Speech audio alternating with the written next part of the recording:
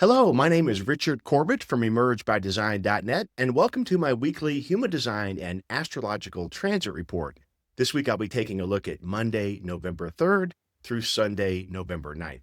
Now, this week really starts out with a bang with some strong Uranus and Mars energy, and by Wednesday, we're going to have a full moon in Taurus.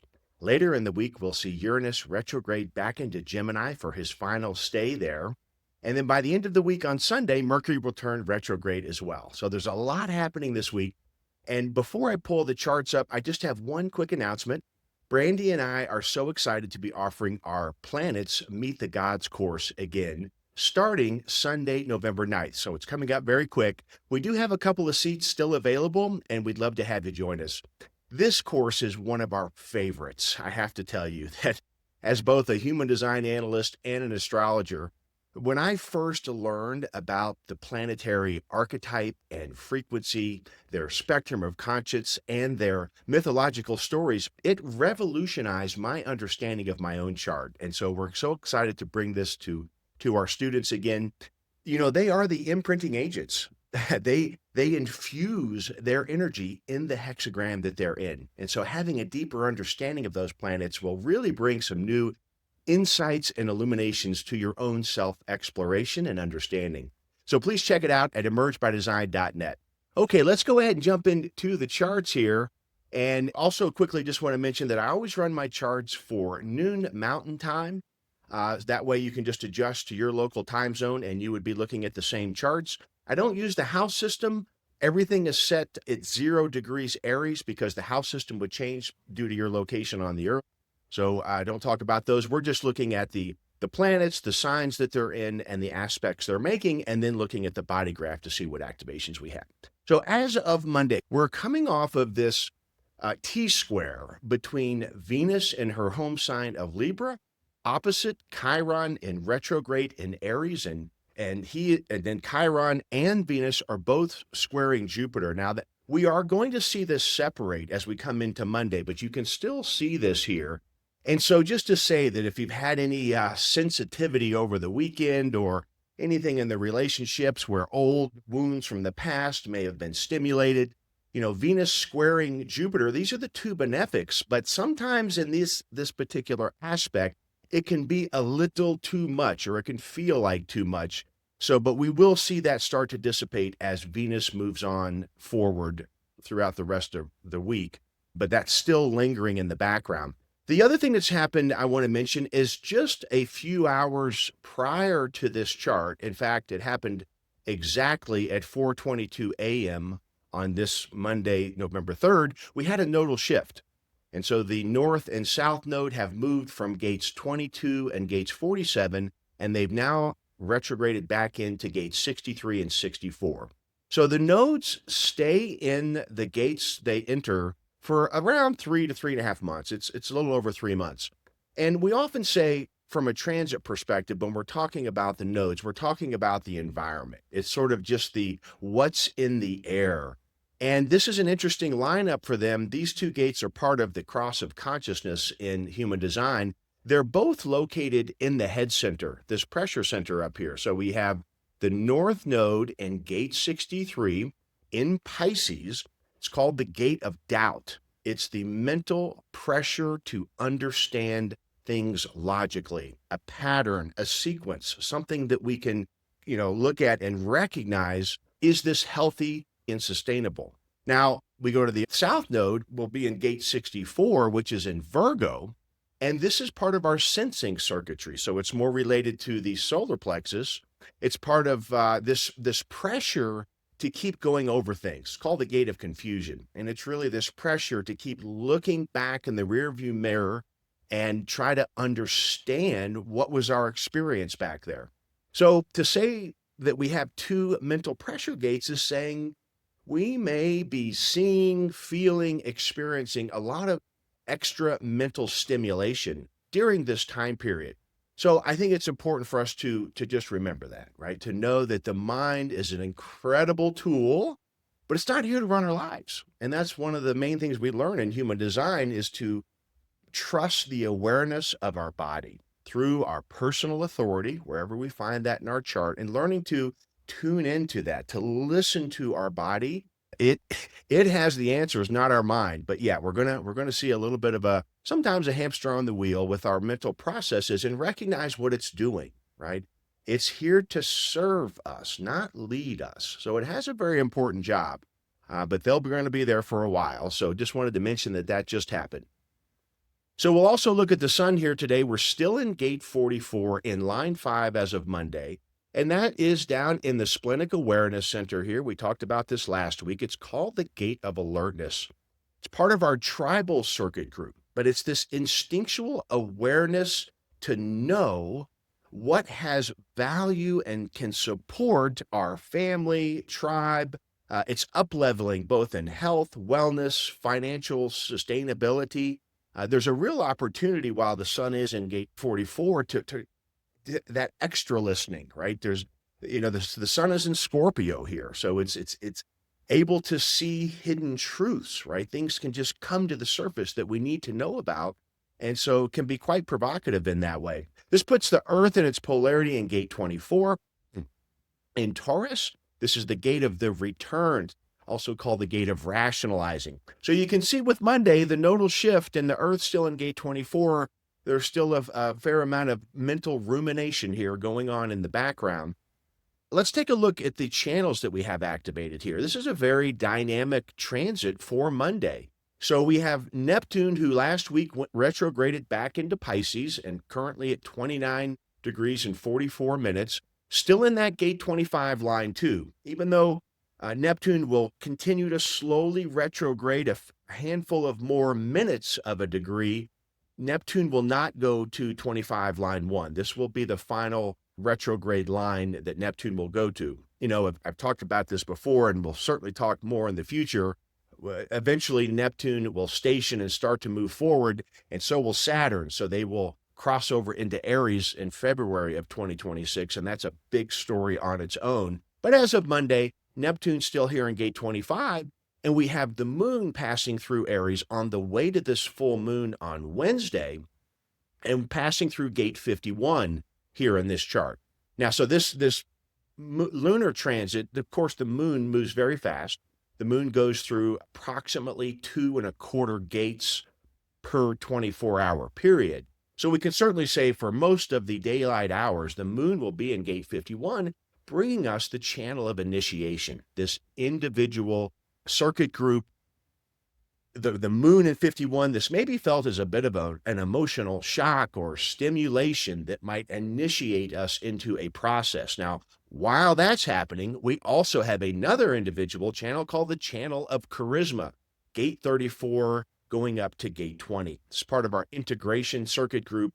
At its root foundational level, it's about survivability, the power of the life force energy to stand up on its own and express in a charismatic way its authentic truth in the now. So with these two powerful individual channels going on, and we're also, again, with the moon just 48 hours from being full, there's something happening. It feels like a lot. And so again, what do? We breathe, we stay centered, stay present, and listen. There could be something coming through with this moon here in 51. And I want to say a couple more things about the lunar activity as we go into the full moon. We're in gate 51 with the channel of initiation. Later in the day or in the evening on Monday, the moon is going to conjunct Chiron in Aries. And Venus is still in a bit of an opposition to that Chiron. So we still have this Venus opposite Chiron, then getting a moon conjunction. And again, this could, going from 51 into conjunct with Chiron, something emotionally, something relationally could be stirred up here. It's something to think about. And then right after that, the moon is going to go into gate 3. I think I'll save what I want to share about that when I get to Tuesday's chart. But yeah, very dynamic couple of days here. Emotional in Aries, the moon can be a bit reactive here. I have my natal moon in Aries. I'm quite familiar with this, and it's a feisty, fiery placement for the lunar emotional qualities of the moon. So yeah, dynamic day there to keep in mind. And That channel of charisma, that is because Mercury last week went into Sagittarius and as of Monday is currently in gate 34. And then we have Uranus in its final couple days here in gate 20. In fact, Uranus on Tuesday goes back to gate 8.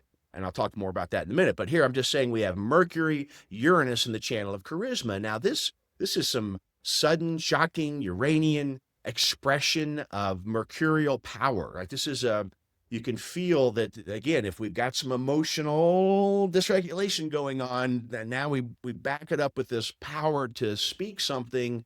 It could be a little volatile. I think it's just, again, a matter of being aware of these transits. They are stimulating us to have a co-creative experience with the universe. So I don't see any transit as bad, but just they're always asking us to tune into our body, into our own personal experience of following our truth and authenticity. But nonetheless, very dynamic energy. As I started, just to summarize, background energy of that Jupiter, Chiron, Venus T-square still happening. We've got this Mercury, Uranus, gate 34, gate 20 opposition, very powerful there. And so, yeah, there's, like I said, the week starts out with quite a bang here. Additionally, one last thing is that you can see Jupiter in Cancer in gate 62 is also starting to slow down. Jupiter's going to turn retrograde soon, and it's forming a trine to Saturn at 25 degrees Pisces in gate 36. What's really interesting about this trine and this synodic cycle of Saturn and Jupiter is that this trine will get within a handful of minutes of a degree, but it doesn't perfect, which is just kind of interesting. It's like we want to get something going, but it doesn't crescendo in that sense. And so it actually doesn't perfect because Jupiter turns retrograde, Saturn's in retrograde, then they go through that process, they'll turn forward. It doesn't actually read its exact trine until August. Okay, at any rate, interesting dynamic there. We have the planet of Jupiter, the expansive, feeling very emotional in Cancer in that gate 62 when they get those details right. And then Saturn, the planet of contraction and rigidity in gate 36 of crisis. Again, it's a bit of a mixed bag in terms of the flowing energy and the sharp, hard aspects we have here. I think it's just a lot to take in. So I'm really tuning into this moon, looking forward to when it reaches its culmination to full on Wednesday. So let's move in that direction. Let's go ahead and move it to Tuesday, November 4th. And this is what I was saying about that moon. So we saw that over the nighttime hours, the moon would have had her conjunction with Chiron, emotionally stimulated the T-square with Venus and Jupiter. And as we look at the noontime chart, the moon is already in line 6 of gate 3. So that puts it down here with Pluto in gate 60 in the channel of mutation, a design that initiates and fluctuates. Well, this is the root pillar core of individuality. And I've been speaking a lot about this. In fact, if you saw my last video I put out on the outer planets, I go way into this on sort of this larger outer planetary theme that we're going through right now. And so I think this is significant for this reason. With Pluto in gate 60, the only planet that's passing through gate 3 until Pluto exits gate 60 is the moon. So here we have it on Tuesday. Again, this would have started in the early morning hours and till the early afternoon, the channel of mutation. The moon will leave here later in the afternoon, and Pluto is leaving gate 60 on December 5th, about 1 month from now. So the moon will do one more full cycle of the entire zodiac and come back into gate 3 on December 1st and reactivate this channel of mutation one more time until Pluto, and then right after that, just a few days later, on December 5th, Pluto will move forward into gate 41.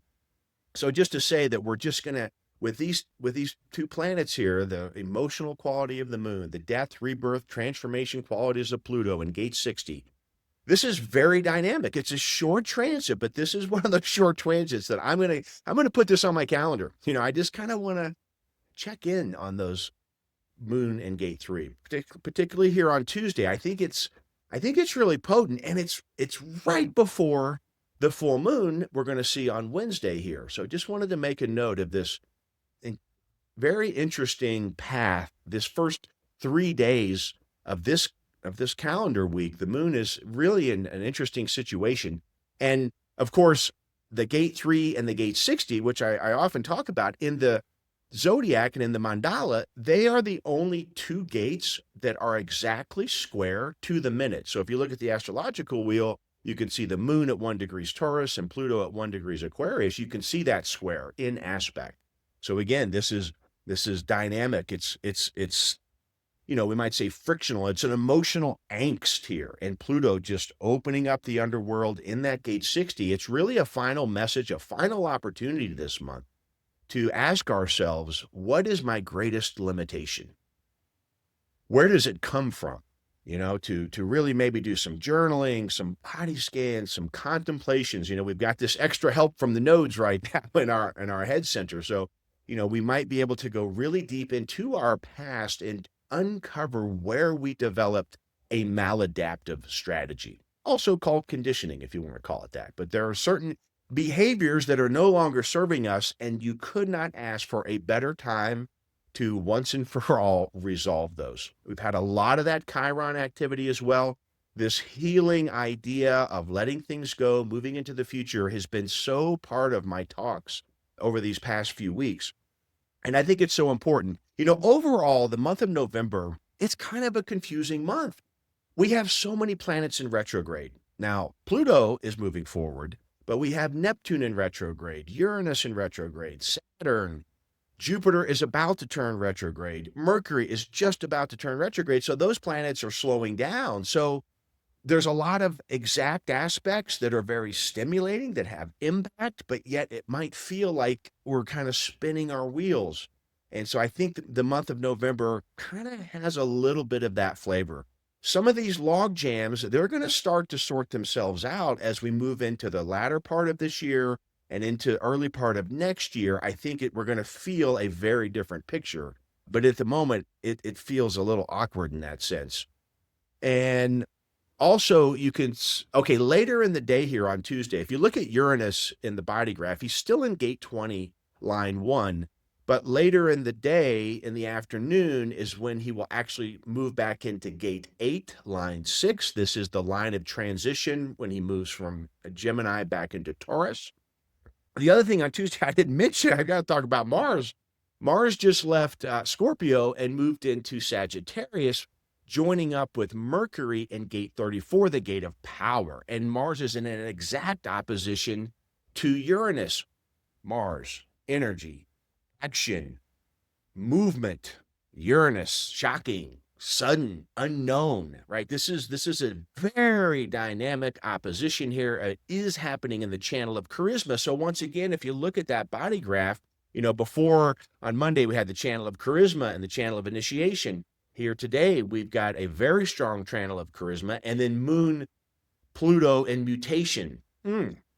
I mean, it feels like a pot with a lid that's boiling. Sometimes the lid will sort of shake on the pot. I mean, something kind of feels like that. It's very potent. I just have to say that's what it feels like to me. Let's go ahead and move into the chart on Wednesday for the full moon. This full moon will be exact. It's 6:19 a.m. Mountain Time. It is in Taurus, and we also have the sun shifting as well, just prior to the full moon being exact. So the sun traveling through Scorpio has left gate 44 and moved into gate 1 in the G center. This is the gate of self-expression. It is the only hexagram that has all 6 lines of the hexagram are yang. It is the yangest energy in the wheel, and it is the gate of higher self creation. And as I mentioned, Uranus had just hours previously retrograded back into gate 8, line 6. So we have the sun and Uranus in the channel of inspiration, the creative role model at the full moon, and it's in line 1. So we're thinking foundation, a spectrum that moves from insecure to secure and back and forth. But after all that dynamic energy at the climax of this lunar cycle to the full moon, here on the full moon, we're getting this beautiful channel of inspiration, and the moon herself in Taurus, the gate of the receptive, also called the gate of higher knowing. This is the only hexagram that is all yin lines. So very receptive. So as I'm looking at the moon, and also the moon doesn't really have any hard, exact aspects to it. It has a little bit of a half square to Neptune, which might be helpful, might bring in a little bit of a dreamy quality to enjoy the full moon period. But the moon is, other than that, fairly unaspected. And in Taurus, which is fixed Earth, it's our home, our resources, what brings us Venusian beauty in our life. And I think, wow, what a great day for us to all sort of breathe it in, do something special for yourself, take care of yourself. Again, contemplating where is my new direction? Not that we're moving there yet. As I'm saying, it's a bit of a confused frequency out there, but we're building a foundation. And I think that's what's important about this full moon, is that we're laying down the tracks for the future. In my outer planet talk, the last video, I talk a lot about how this period of time right now is directly tied to and correlated to next summer. So it's a real seed planting time in the larger framework. And I really appreciate this full moon and Uranus, giving this this opportunity for creative self-expression. Creativity is the kryptonite to fear, doubt, and insecurity, right? And I really think this can really alleviate any suffering that we're having, is to know that there's something our body wants to express. However or wherever you feel called in that direction, there is tremendous support with so much individuality to uncover what is your creative energy. Where does it lie? It's what is your gift? What is your purpose and mission? All of that is percolating, particularly with Pluto still in 60 and all of these other individual gates. So it can feel a little confusing, I think. The past keeps coming up in interactions in life, and yet all of that has a reason. So again, I think anytime there's dysregulation, a little bit of anxiety, to just stop and be present for a moment, something will arise. The alternative would be not pausing, barreling ahead forward with this strong Mars energy I've been talking about, and overlooking some details. Jupiter in gate 62 is really, and again, slowing down is saying, let's look at the pattern. What is the pattern of predictability here? It's a big question for us to be looking at. Additionally, let's take a look at what else is happening on the full moon. We can see that Mars, having just moved into Sagittarius and being in that gate 34, is starting to form a sextile to Pluto in gate 60. And so here we have this Sagittarian, Mars, and Mercury as well, still in 34. So here there's this energy to want to move on, to move forward, and it's working in concert with Pluto. So, maybe there was some healing from a few days earlier, maybe something got resolved. We won't know till we live through it, right? But we still have that trine working between Uranus and Pluto on the outer planetary level.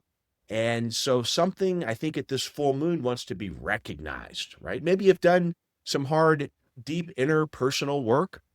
Maybe in your relationships, you've been doing it. Hopefully somewhere there's been some effort that we might be able to look at this full moon and say, okay, I'm doing okay. We got this far. Rome wasn't built in a day, as they say. So a lot of these things are going to take time to move through, but just an absolute beautiful channel as we pass through this culmination of full lunar energy on November 5th. Okay, let's go ahead and move into Thursday. Thursday, November 6th, and we can see that Mars reaches that exact sextile to Pluto, so just part of that storyline I was sharing yesterday. What's interesting here, that dynamic gets kicked up a little bit, because the moon has just passed its conjunction to Uranus in that gate 8. Now, the moon's already in gate 20 by noon, but through the evening hours into the morning, there would have been an emotional lunar conjunction with Uranus in that channel 2034, and also dragging in gate 60. So throwing out those gauge there, again, we're feeling some plutonic shifts that may contribute to our ability to stand up strong with authenticity.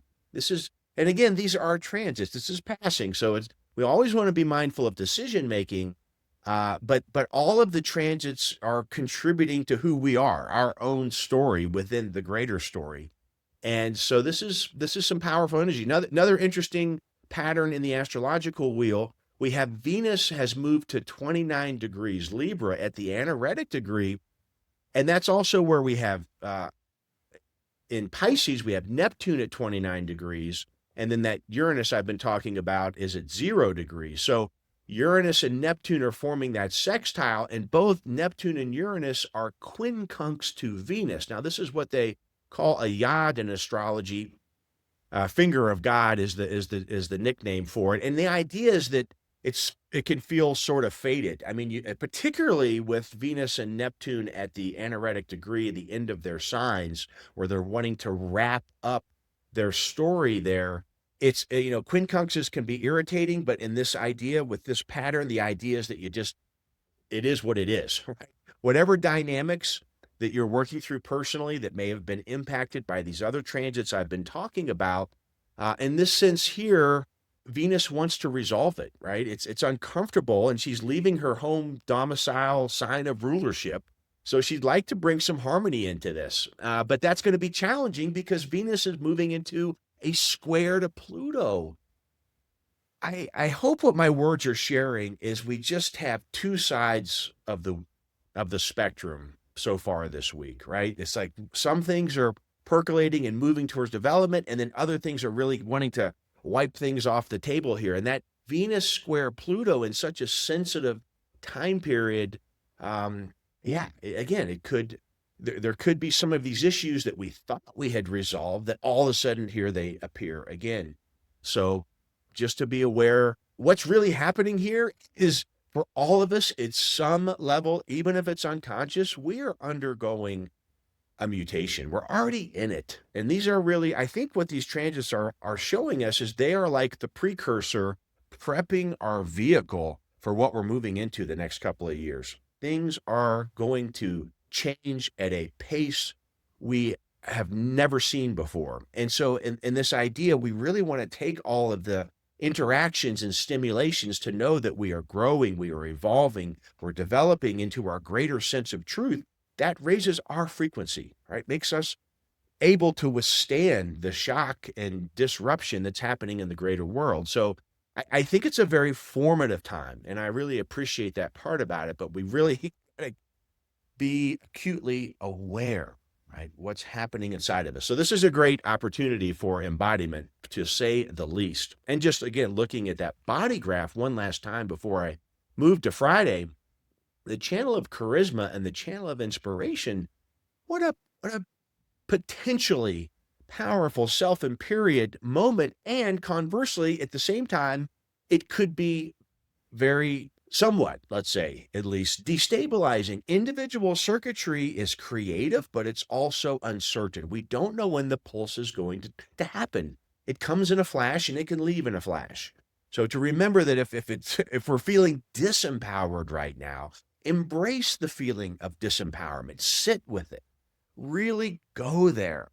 Watch what happens when you give it space. What comes up for you? Maybe a good time to journal or write some notes and explore where uncertainty and disempowerment lives, rather than letting it ruminate in the mind. The mind is not really, and we got that pressure up there, not always so helpful about that, but certainly putting our awareness into our body and to allowing these sensations to move through us can be really potent, because what that's doing is it's allowing us to be present to the percolating field of creative mutation. We're holding space for it with trust in ourselves that it will come back. So, okay, let's go ahead and move it to Friday. And as Venus moves into Scorpio at 1 degree, we can see that exact square to Pluto. So I've already said a few things about that. It's also with that Pluto tied into Uranus, and then Uranus tied into Neptune, and Neptune sextiling Pluto. We've got that outer planetary minor trine. So that I think that's what makes this square from Venus feel possibly deeper, or it kind of makes us, something that seems small may happen, but our mind may leap to like, this is really big, right? It's like, or is it? Is it a small thing or is it a big thing? Am I totally changing course here or not? And so cannot emphasize enough during this incredibly dynamic week to follow authority. Give yourself whatever support you can in your human design journey so far to connect with your sense of body authority. This will really assist us, because I think, when things can be this conflictual, right? The way I'm describing these polarizing frequencies, that we want to be mindful not to jump. There's some energy here that's so, that Mars in particular, that is sort of pushing us to move, but not necessarily that's the best thing. So it's a lot to unpack. But I think at least, if you're listening to this, that it's going to give you some sense of awareness to breathe first. Whatever happens, breathe, presence. And I know that's, for myself, that's always what allows what's necessary to evolve. Let's go into Saturday, November 8th. The moon has just entered the sign of Cancer, her home sign. So very different energy than Gemini, right? Gemini is mutable and fast and communicative, and a lot of emotional energy to disperse. Whereas here, she may feel a little more drawn. She's back home now, and she's really concerned about us, our family, our home. And she makes a very supportive trine to Venus over there in Scorpio. And so this may help. Well, it could go either way. In other words, moon in Cancer trining Venus that's still squaring Pluto, again, could push something too far, or it could also be, with a little bit of the idea of that healing emotional quality. It could be just what the doctor ordered for that Venus square Pluto. But the moon is in charge here, and again, could be very emotionally soothing to have that particular trine on Saturday after quite a tumultuous week so far. And then lastly, we'll take it to Sunday, November 9th. Now, in this chart, if you look at Mercury in Sagittarius, he's showing that he's moving forward because it's in black. Whenever the planets in the astrological wheel are black, they're moving forward. When they're red, they're in retrograde. Well, he actually turns retrograde like about 10 minutes after noon Mountain Time. So he is not moving at all, and shortly after starting his 3-week retrograde. So just a little bit about the Mercury retrogrades. We have 3 to 4 Mercury retrogrades every year. They last about 3 weeks. So the thing I want to share is that they're very regular. I mean, 3 to 4 times a year, it's almost like it's like the seasons, right? We know that every so often we're going to get a Mercury retrograde. In pop astrology, you see such negative comments about it. Oh, Mercury's in retrograde. Don't do anything. Don't leave the house. Don't sign contracts. Don't, your computers are all going to get a virus. I mean, you can get a lot of negative gibberish about that. I mean, those things can happen. They are, again, part of the spectrum of consciousness in a Mercury retrograde, but they're not the point. The point is that the system is set up so that 3 and 4 times a year for 3 weeks, it's a time to pause mentally, to review, reflect, rewrite, rethink, every reword you can think of. And so it just requests a little patience. And I think with all this dynamic energy that may have had us, rather stimulated, to really use the Mercury retrograde in the most positive way that we're able to, right? It's a time when we meet up against a delay or something not working with communication to just, again, breathe and maybe ask, what am I learning here? What is this delay offering me? And I've done this quite a bit, and it's incredibly helpful. It's those little synchronicities, where one delay or canceled appointment, all of a sudden you're disrupted, but there's a space, something is there. There's something more to see. There's maybe another opportunity. So yeah, we're gonna have Mercury is gonna go retrograde. It's gonna conjoin Mars again soon for the second time, and the Mercury will go all the way back into Scorpio. And so just to keep in mind that as we head into this Mercury retrograde, it can be super supportive to look back at where we've been for these past couple of months and how is all these other dynamics landing in your life. And we've still got this channel of inspiration here that is so dynamic. And so part of that review might be, where have I left myself out of the equation? So much individual circuitry, which again hits us all at the core of who we are as a personalized, individuated human being. Where have I left myself out of the equation? And I think this Mercury going back into Scorpio, back into the land of Pluto, the underworld, it's time to reclaim ourselves, our lost selves, our ignored selves. Where did I put on a mask when I didn't stand up for what I believed in? And that's all part of that retrograde, I think. Also on Sunday, so we'll be talking more about that as we come into next week's report as well. And then lastly, with that moon traveling through her home sign in Cancer, on Sunday she forms a trine with the sun. This is the last, or what we call closing trine, the moon will make in this lunar cycle. She's on her way back home to a new moon now. So we'll get the third quarter moon phase in next week's report. So to remember that throughout this period, the moon's going home. So the idea here is that, in the waxing phase up to the full moon, energy was rising, pushing things forward. It's a building. We're going somewhere. We're on the way home now. So it's a time of reflection, integration. Getting that Mercury going in retrograde can feed into this last phase of this lunar cycle of nourishing ourselves, our home, our environment, really making sure that we are taking care of ourselves is a huge message as we can see this moon moving through Cancer, approaching what'll be the third quarter moon next week. All right, then. Well, I think I'll leave it there. Thank you all so much for watching. Really appreciate you. If you got some support, I always appreciate the likes, subscribes.